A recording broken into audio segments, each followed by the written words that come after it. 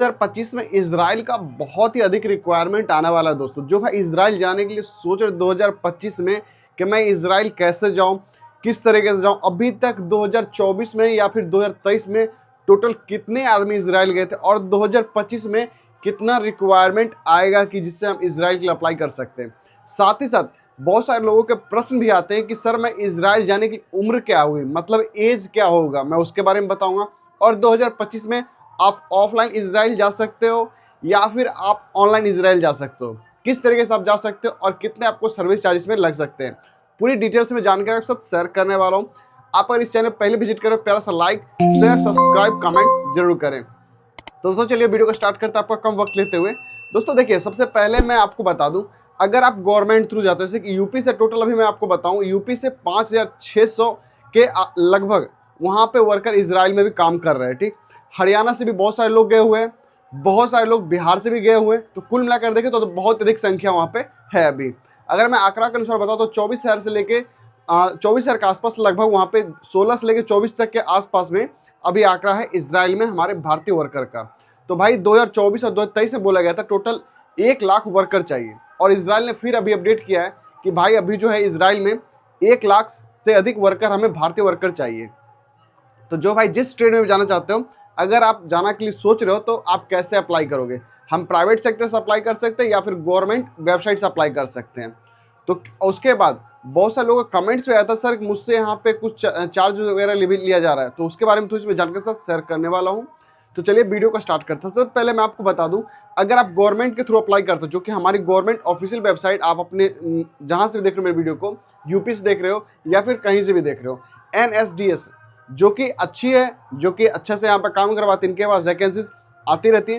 तो अगर आप इनसे टच में हो, इनका आप ऑफिशियल वेबसाइट चेक कर रहे हो, ये अपना कॉन्टैक्ट नंबर मेंशन कर देते हैं, तो उनसे आप कॉन्टैक्ट कर लेते हो।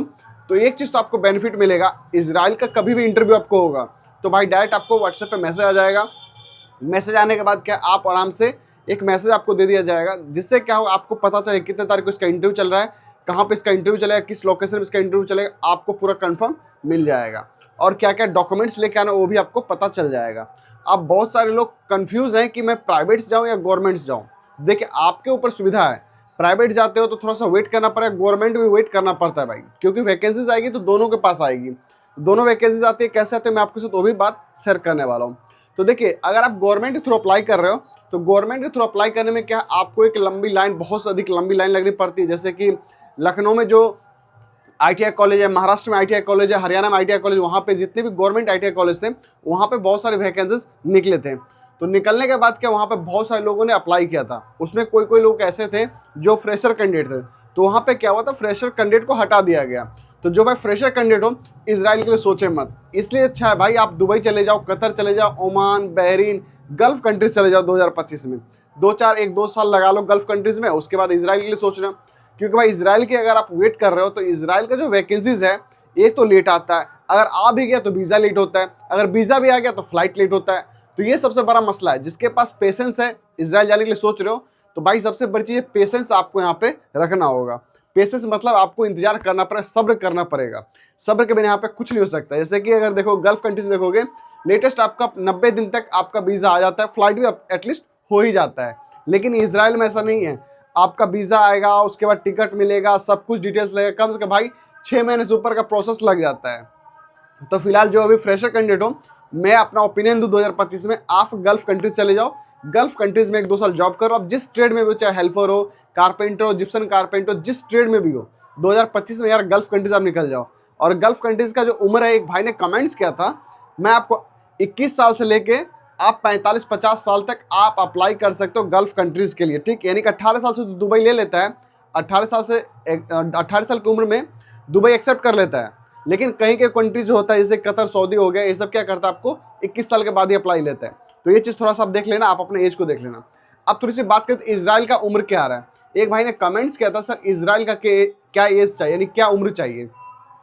इजराइल के टोटल आपके पास जो एज है 25 साल से लेकर 45 साल तक होना चाहिए। उसके बाद इसमें एक और टर्म कंडीशन है, क्या है भाई, जो है फ्रेशर हो वो तो जल्दी अप्लाई नहीं कर पाओगे, चाहे आप ऑफलाइन करके देख लो या फिर आप ऑनलाइन करके देख लो। वो हर हमेशा आपको बोले गल्फ रिटर्नर कैंडिडेट चाहिए और कम से कम टूटा फूटा इंग्लिश बोलना आना चाहिए भाई। और जो भाई मैकेनिकल लाइन में जाना चाहो, जो इंजीनियर पोस्ट पे हो, जो जिस स्टेट में जा रहे हो, उनका वैकेंसीज आएगा तभी वो इसराइल के लिए अप्लाई करोगे। तो जो भाई एज के लिए सोच रहे हो 25 से 45 आपके पास एज होना चाहिए, 2025 में लगभग हो ही गया होगा, तो आप इसराइल के लिए अप्लाई कर सकते हो। रिटर्नर भी आप चाहिए। आप बात करते हैं जी क्या क्या और चीज़ हमें यहाँ पे चाहिए होता है। देखिए इसराइल के लिए जो है NSDC जो है बहुत अच्छी एक संस्था है जहाँ से आप अप्लाई कर सकते हो। यहाँ पर आपको अप्लाई करने में कोई पैसे नहीं लगते। हाँ, जिस समय आपको फ्लाइट वगैरह वीज़ा वगैरह सब कुछ मिल जाएगा, उस समय जो भी आपको वहाँ पे जो चार्जेस तो जो गवर्नमेंट का है वो आपको देना पड़ेगा। ठीक। अब बहुत सारे लोग हमारे प्राइवेट सेक्टर्स जाने के लिए सोच रहे हैं, तो प्राइवेट सेक्टर्स में क्या होता है कि बहुत सारी वैकेंसीज आती तो हैं, लेकिन उसमें आपको चॉइस करना पड़ता है कि भाई ये कौन सी ऑफिस का वैकेंसीज है, ये ऑफिस अच्छी है या नहीं है, आप सोचते रहते हो। तो उसके लिए मैंने एक ऑलरेडी वीडियो बना रखा है कि 2025 में कौन कौन से ऑफिस हम अप्लाई करें, तो उसके लिए मैंने आपको वीडियो बना रखा है, आप वो आई बटन में जाकर इस वीडियो को भी चेकआउट कर सकते हो। तो भाई देखिए ये चीज़ एक कन्फ्यूजन होता है कि भाई मैं प्राइवेट से अप्लाई कैसे, मैं आपको 4-5 ऑफिस के बारे में बताता हूँ जहाँ पर अभी तक इसराइल की बहुत सारी वैकेंसीज आई हुई है। एशिया पावर ऑफिस, यहाँ पे इसराइल की वैकेंसीज आती रहती है। उसके बाद डायनेमिक ऑफिस, DSS ऑफिस यहाँ पे भी आती है। सैगुल इंटरनेशनल ऑफिस यहाँ पे भी आती है। उसके बाद Ambe international, Ambe consultancy private limited office, ये 4-5 ऑफिस के पास इसराइल की बराबर वैकेंसीज आती रहती है। तो मुंबई से आप मेरे वीडियो को देख रहे हो तो मुंबई से अप्लाई करो, या फिर चेन्नई, या फिर अपने वीडियो को दिल्ली से देख रहे हो तो भाई इस ऑफिस को आप विजिट कर लेना, आप इसराइल के लिए अप्लाई कर लोगे। अब मैं आपको बताता हूँ भाई इसमें आपको इसराइल के लिए क्या क्या चीज़ चाहिए। तो भाई आपको जिस ट्रेड में आप काम कर रहे हो उस ट्रेड का आपको एक्सपीरियंस होना चाहिए।